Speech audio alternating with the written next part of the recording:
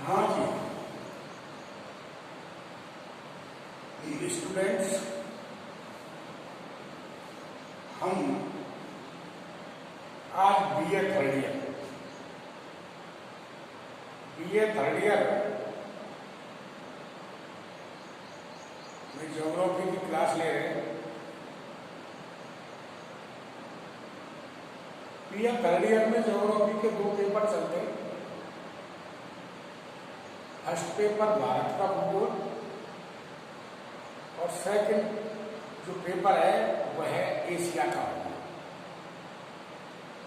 First paper Bharat का भूगोल, second paper Asia का भूगोल। तो बीए थर्ड ईयर के फर्स्ट पेपर जो भारत का भूगोल है, आज हम भारत का भूगोल पढ़ा रहे हैं, जिसमें मैंने आपको भारत का एक संभावित मैप बनवाया है,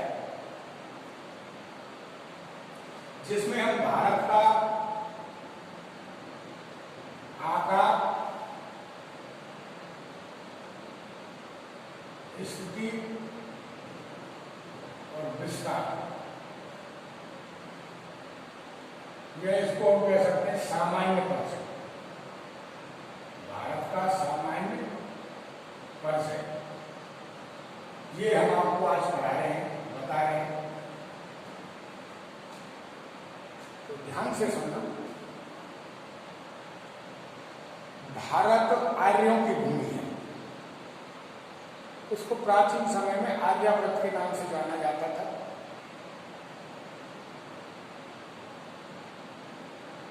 इसकी संस्कृति अति प्राचीन संस्कृति है। विश्व में कोई भी संस्कृति इतनी प्राचीन नहीं है।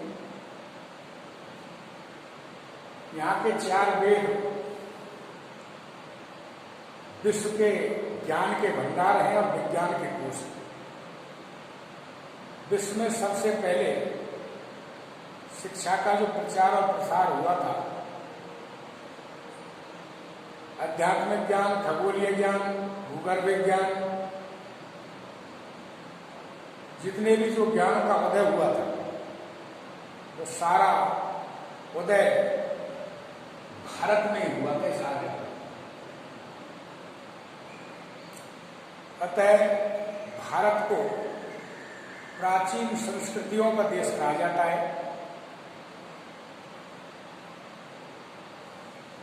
आर्यों की एक भरत नामक शाखा थी।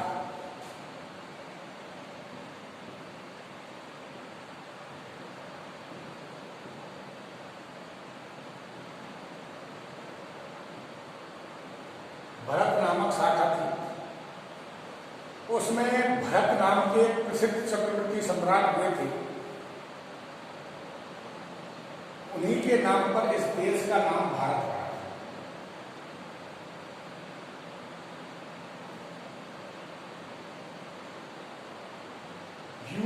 ईरानियों ने सिंधु नदी को हिंदू नदी कहा था। उनकी अपनी बोलचाल की भाषा में सिंधु नदी को वो हिंदू नदी कहते थे, हिंद। और सिंधु नदी के आसपास के क्षेत्र को, भौगोलिक क्षेत्र को उन्होंने हिंदू संस्कृति और उस भौगोलिक क्षेत्र का नाम उन्होंने हिंदुस्तान रखा। अतः ईरानियों ने सबसे पहले हमारे भारतवर्ष को हिंदुस्तान नाम दिया। यूनानियों ने सिंधु को इंडस कहा था। यूनानी लोग सिंधु नदी को इंडस के नाम से पुकारते थे, इसलिए इस भौगोलिक क्षेत्र का नाम इंडस से इंडिया पड़ा। 3 ही वर्तमान में हमारे देश के नाम 3 हैं। पहला भारत, जो भरत नामक आर्यों के भरत नामक चक्रवर्ती सम्राट के नाम पर पड़ा। ईरानियों ने इसका नाम हिंदुस्तान रखा, इसलिए इसको हिंदुस्तान कहते हैं। और यूनानियों ने इसको इंडस, इंडिया।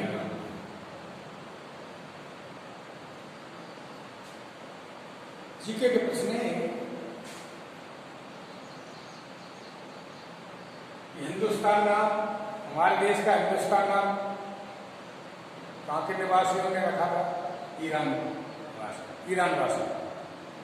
हमारे देश का नाम इंडिया कहाँ के निवासियों ने रखा था? यूनानियों ने। हमारे देश का नाम भारत कैसे पड़ा? आर्यों के भरत नामक शाखा में भरत नाम के एक चक्रवर्ती सम्राट हुए थे, उन्होंने इसको एकीकृत किया था, इस भौगोलिक क्षेत्र पर अधिकार किया और इसको एक सूत्र में बांधा, इसलिए इसका नाम, संपूर्ण देश का नाम भारत है। इससे पहले इसको आर्यावर्त के नाम से जाना जाता है, इसके नाम से आर्यावर्त के नाम से जाना जाता है, क्योंकि ये आर्य द्वारा सबसे पहले जलवायु परिवर्तन जब विश्व में हुआ था तो मानव के जन्म स्थान से आर्य लोग सब तब यहीं आकर के बसे थे और उन्होंने सिंधु घाटी सभ्यता का सूत्रपात किया था सिंधु नदी के तट पर। और चूंकि वो आर्य थे, आर्य कहलाए, इसलिए संपूर्ण भौगोलिक क्षेत्र को आर्यावर्त के नाम से जाना। वर्तमान में भारत जो है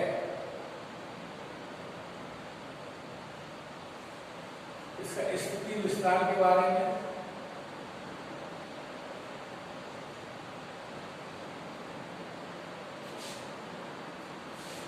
भारत की स्थिति और विस्तार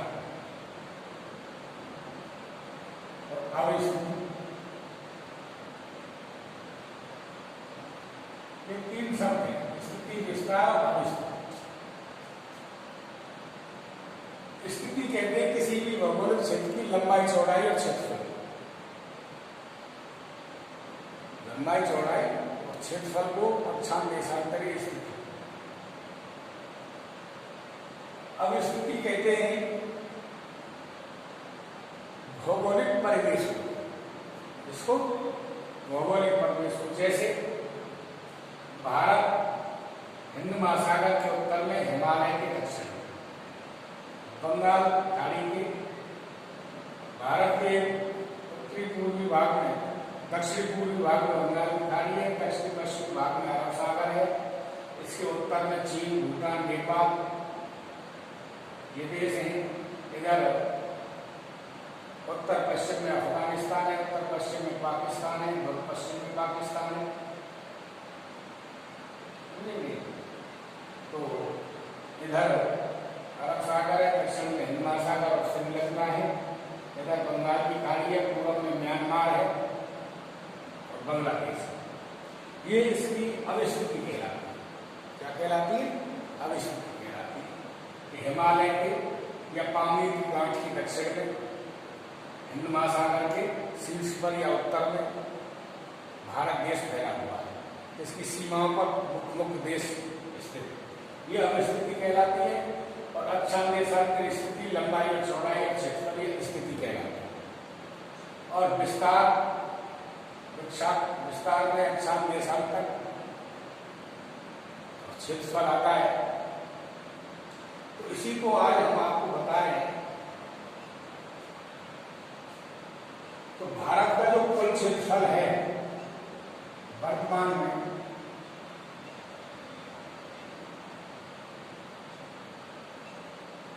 वो 32.88 लाख वर्ग किलोमीटर, मुख्य रूप से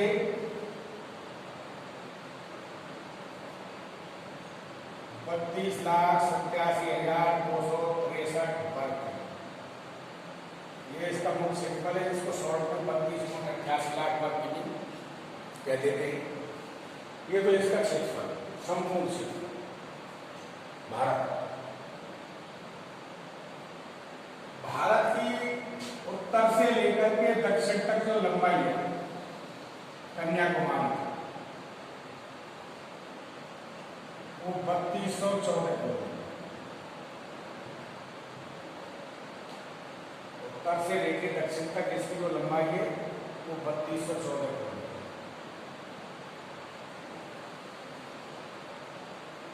और इसकी पूर्व से पश्चिम जो चौड़ाई है वो 2933 किलोमीटर।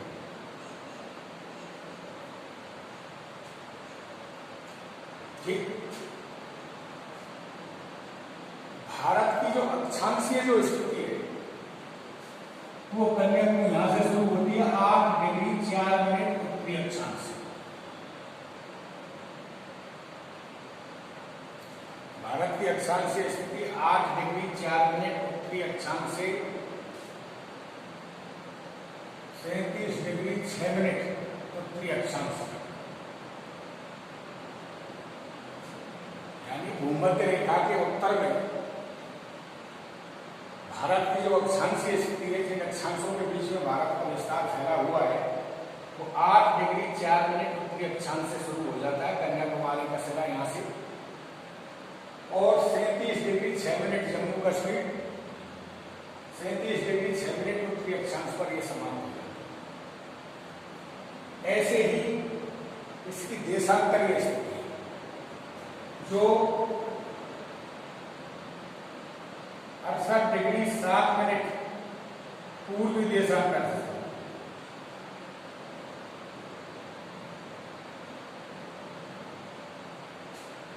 डिग्री 7 मिनट पूर्वी देशांतर से शुरू होती है, और यहां 97 डिग्री 25 मिनट पूर्वी देशांतर पर ये इसका अक्षांश पर देशांतरीय विस्तार है।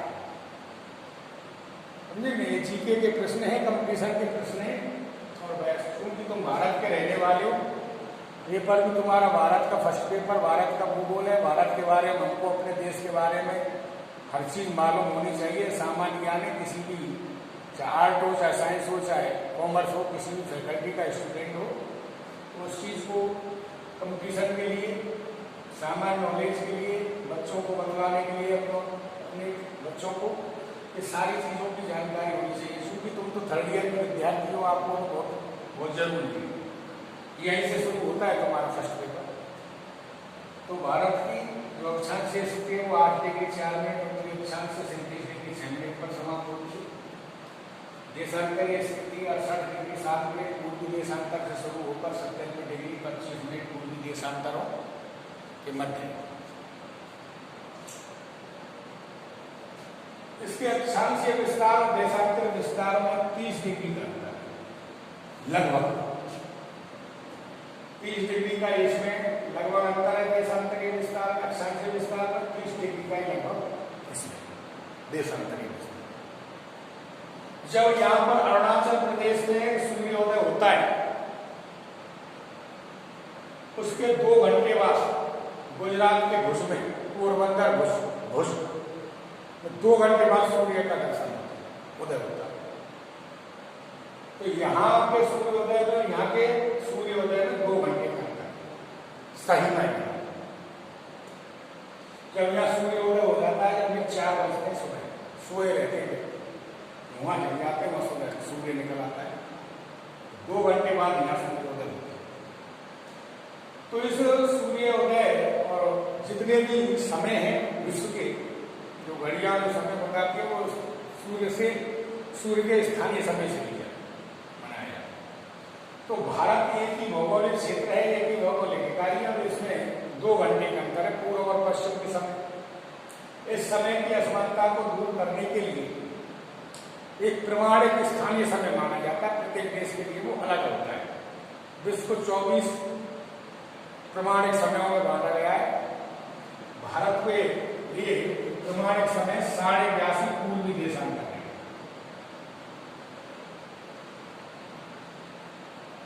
ये 82.5 पूर्वी देशांतर रेखा का स्थानीय समय भारत का प्रमाणिक समय माना जाता है। ये इलाहाबाद होकर के हो जाती है।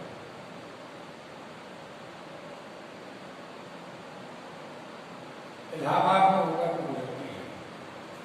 जीके का प्रश्न है, इस 82.5 साढ़े 82 पूर्वी देशांतर रेखा पर जब सूर्य आ जाता है तो संपूर्ण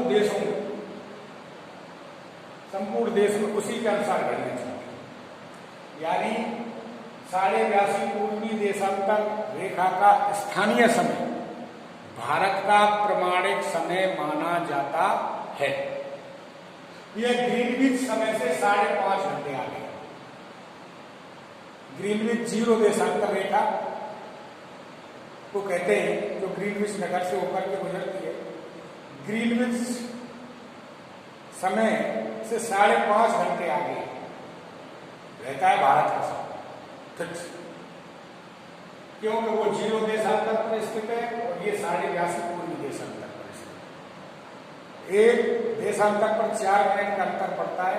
चूंकि ये पूरब में है तो इसका समय आगे होगा। जब ग्रीनविच पर सूर्योदय होगा, जब यहाँ पर वहां पे जब 6 बज रहे होंगे सुबह के, तो 6 और 5 11 में 11:30 बज रहे दोपहर आगे रहता है इसका भारत का पूर्वी समय आगे रहता है। तो ग्रीनविच समय से हमारे भारत का जो समय है वो 5.5 घंटे आगे रहता है।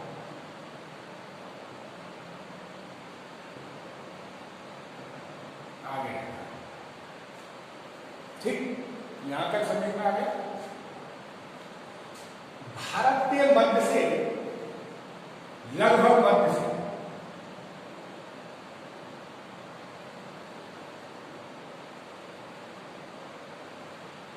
कर्क रेखा गुजरती है,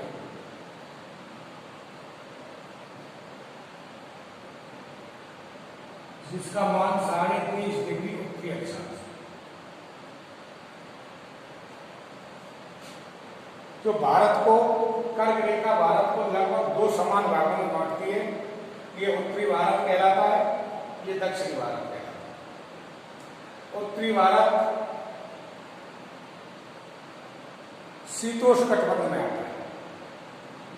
उत्तरी भारत शीतोष्ण कटिबंध में आता है, दक्षिणी भारत उष्ण कटिबंध में आता है। इसको प्रायद्वीपीय भारत भी कहते हैं, क्योंकि प्रायद्वीप इसके 3 ओर जगह है, इधर बंगाल की खाड़ी, इधर हिंद महासागर, इधर अरब की खाड़ी। तो दक्षिणी भारत को प्रायद्वीपीय भारत के नाम से भी जाना जाता है। प्रायद्वीप उसे कहते हैं जिसके 3 ओर जल होता है, और द्वीप उसे कहते हैं जिसके 4 ओर जल होता है, उसको द्वीप कहते हैं। चूंकि दक्षिणी भारत के 3 ओर जल है, इधर अरब सागर, इधर बंगाल खाड़ी, इधर हिंद महासागर, तो इसको प्रायद्वीपीय भारत कहते हैं। प्रायद्वीप का मतलब जिसके 3 ओर जल होता है। तो 3 ओर जल है, पश्चिम में, पूर्व में और दक्षिण, एक ओर स्थल प्रायद्वीप कहलाता है। इसको प्रायद्वीपीय भारत कहते हैं। कर्क रेखा भारत के मध्य से गुजरती है, जिसका मान 23.5 डिग्री उत्तरी अक्षांश रेखा है। भूमध्य रेखा से कन्याकुमारी की जो दूरी है वो 876 किलोमीटर।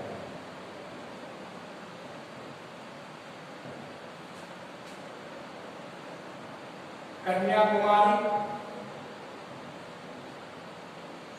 से भूमध्य रेखा की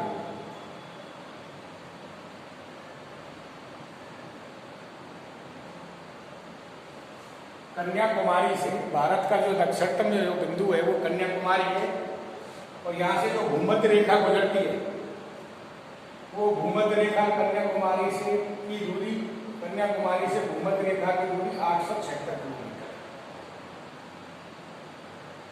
ठीक, भारत के मुख्य स्थल का दक्षिणतम बिंदु तो कन्याकुमारी है, लेकिन भारत में कुछ द्वीप हैं। बंगाल की खाड़ी में अंडमान निकोबार द्वीप है और अरब सागर में लक्षद्वीप है, जो इसके केंद्र शासित प्रदेश कहलाते हैं। तो अंडमान निकोबार ये जो दिख रहा है आपको, ये छोटी छोटी बिंदी बंगाल खाड़ी दिख रही है, अंडमान निकोबार द्वीप समूह है। इसका मुख्य जो दक्षिणतम जो बिंदु है भारत में, उसको इंदिरा पॉइंट कहते हैं। तो यहां पर कन्याकुमारी ग्रेट निकोबार में स्थित है।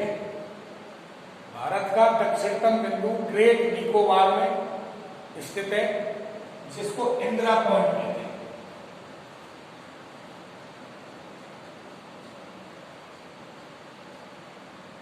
इंदिरा पॉइंट, ये 6 डिग्री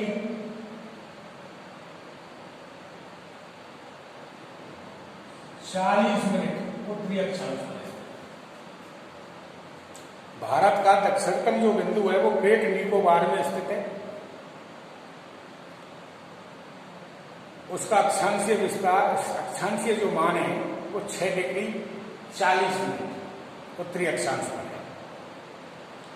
इसको इंदिरा पॉइंट के नाम से जाना जाता है। भारत का दक्षिणतम बिंदु, मुख्य स्थल खंड का दक्षिणतम बिंदु कन्याकुमारी, जो 8 डिग्री 4 मिनट पर स्थित है। लेकिन अंडमान निकोबार द्वीप समूह चूंकि भारत से नीचे हिंद महासागर में बंगाल खाड़ी बहुत दूर तक फैले हुए हैं, तो वो भारत का एक केंद्र शासित प्रदेश है। तो उसका जो दक्षिणतम जो द्वीप है उसको ग्रेट निकोबार कहते हैं। उसका जो दक्षिणतम भाग है उसको इंदिरा पॉइंट के नाम से जाना जाता है, जो 6 डिग्री 40 मिनट उत्तरी अक्षांश पर स्थित है। आगे बात समझो। और इसका उत्तरतम जो बिंदु है वो 37 डिग्री 6 मिनट पर स्थित है। उसको कहते हैं इंदिरा कॉल, इंदिरा का, ये इसका उत्तरतम बिंदु इंदिरा काल के नाम से जाना जाता है। दक्षिणतम बिंदु इंदिरा पॉइंट के नाम से जाना जाता है। चलो जीके के प्रश्न है, कंपटीशन के प्रश्न। चलिए ठीक, यहां तक समझ में आया। इसके बाद भारत की सीमाएं आती हैं। तो 2 तरह की सीमाएं हैं भारत की। एक तटीय सीमाएं जो समुद्री तटीय कहलाती है, एक स्थलीय सीमा,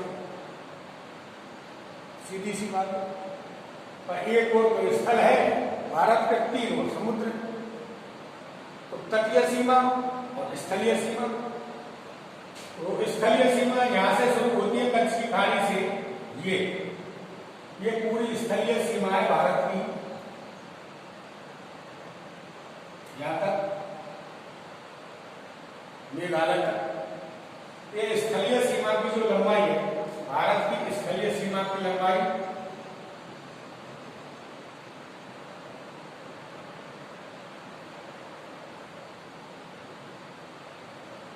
15,200 किलोमीटर।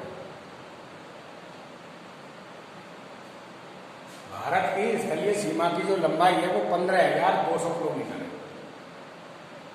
ठीक।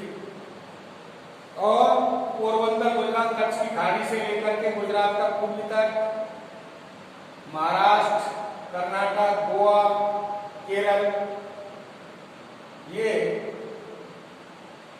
तमिलनाडु, आंध्रा, फिर उड़ीसा, फिर पश्चिमी बंगाल, ये यहां तक, ये इसकी तटीय सीमा है कोलकाता तक। यहां से कच्छ की खाड़ी से लेकर के कोलकाता तक इसकी तटीय सीमा कहलाती है।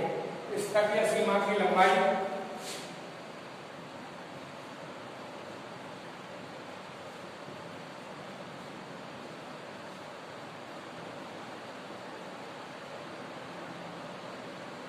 6100 किलोमीटर। इस तटीय सीमा की लंबाई जो कच्छ की खाड़ी से लेकर के कोलकाता तक, पश्चिम बंगाल तक, ये तटीय सीमा कहलाती है। इस तटीय सीमा की लंबाई 6100 किलोमीटर है। ठीक है कि नहीं? ये मुख्य स्थल खंड की तटीय सीमा की लंबाई, ये ध्यान रखना। भारत का जो मुख्य स्थल खंड है उसकी तटीय सीमा की लंबाई 6100 किलोमीटर है और इसकी स्थलीय सीमा की लंबाई 15,200 किलोमीटर है। लेकिन अब प्रश्न उठता है कि लक्षद्वीप जो अरब सागर में स्थित है, अंडमान निकोबार द्वीप जो बंगाल की खाड़ी में स्थित है, इनकी तटीय सीमा की लंबाई और प्लस 6100 किलोमीटर मुख्य। इसलिए भारत की कुल तटीय सीमा की लंबाई 7516 किलोमीटर।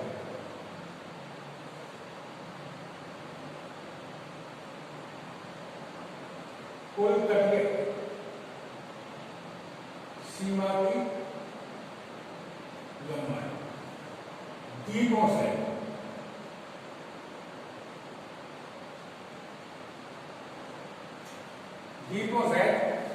कुल तटीय तटीय सीमा की लंबाई 7516.6 किलोमीटर। यहां तक समझ में आ गया। भारत के उत्तर पश्चिम में पाकिस्तान, यहाँ अफगानिस्तान,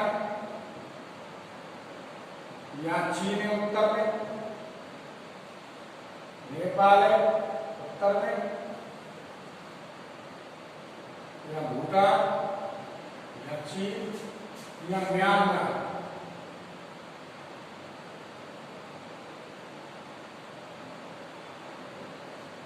बर्मा जिसको कहते हैं।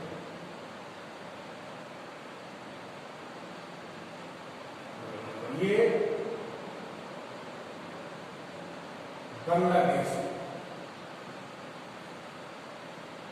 ठीक है। ये पूरब में, ये उत्तर पूरब में, ये उत्तर में, ये उत्तर पश्चिम में, इधर अरब सागर, अरब सागर, ये बंगाल की खाड़ी, दक्षिण में श्रीलंका और हिंद महासागर। कर्क रेखा भारत के 8 राज्यों से होकर के गुजरती है। जीके का प्रश्न, कर्क रेखा भारत के कितने राज्यों से होकर गुजरती है? 8 राज्यों से होकर के गुजरती है। सब जीके के प्रश्न है, 100 प्रश्न बनते हैं। इतना जो मैटर मैंने पढ़ाया है, आपको समझाया, इसमें 100 प्रश्न है। किसी भी तरह के आ सकते हैं, किसी भी तरह से आ सकते हैं। 8 राज्य में तुम जानते ही हो, गुजरात, राजस्थान, मध्य प्रदेश, छत्तीसगढ़, झारखंड, पश्चिम बंगाल, ठीक है नहीं, और मणिपुर और मिजोरम। ये 8 राज्यों से होकर भारत की कर्क रेखा गुजरती है, जो भारत को 2 भागों में बांटती है। उत्तर भारत शीतोष्णकटिबंध में, दक्षिण भारत उष्णकटिबंध में आता है। क्षेत्रफल 32,87,263 वर्ग किलोमीटर है इसका। इसको शॉर्ट में 32.88 लाख वर्ग किलोमीटर कहते हैं। क्षेत्रफल की दृष्टि से भारत का विश्व में 8वां स्थान, 7वां स्थान। क्षेत्रफल की दृष्टि से विश्व में भारत का 7वां स्थान है। इससे 6 देश बड़े हैं, जिसमें रूस पहला है, रूस, फिर आता है कनाडा, फिर आता है चीन, फिर आता है यूएसए, संयुक्त राज्य अमेरिका, फिर आता है ब्राजील, फिर आता है ऑस्ट्रेलिया। 1, 2, 3, 4, 5, 6 क्रमशः है, ध्यान रखना, क्रमशः। उसके बाद आता है 7वां भारत। तो ये 6 बड़े देश हैं क्षेत्रफल की दृष्टि से, रूस, कनाडा, चीन, यूएसए, ब्राजील, ऑस्ट्रेलिया। 7वां देश भारत, समझे?